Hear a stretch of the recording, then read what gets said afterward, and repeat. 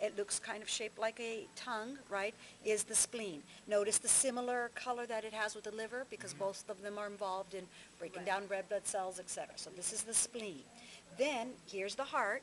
If we take all that tissue, starting from way up here, all of what's between my fingers, that is the thymus gland, right? Two functions, an endocrine function secreting thymus hormone, and also where the T cells mature. Then if we go over here to the large intestine and we look in the mesentery of the large intestine, it's usually where we can find most of our lymph nodes. Remember that the lymph nodes are going to have capsules around there. They're just masses of lymphocytes with capsules around them.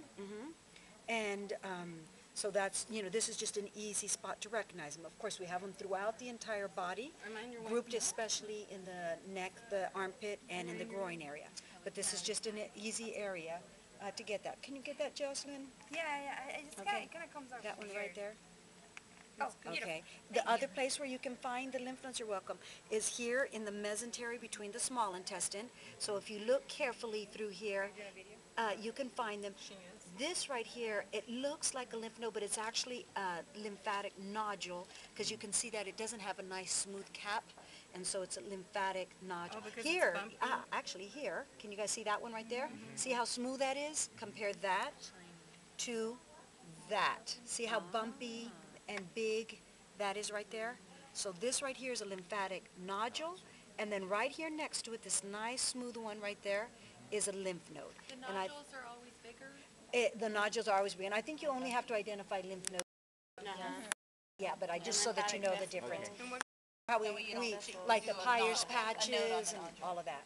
Okay, and then the lymphatic vessels, a couple of places where you can see that. The easiest is here in the in the mesentery. Can you see the yellowish structures there? Those are carrying the fat, remember, that is most easily carried by the lymphatic vessels. So you see a red artery, a blue vein, and then you see a yellow lymphatic vessel. There's also a nerve that goes to each section of the small intestine. That's the easiest place. Of course, you have lymphatic vessels spread throughout the body, but that's the easiest. Those are the lymphatic system organs. Now, the respiratory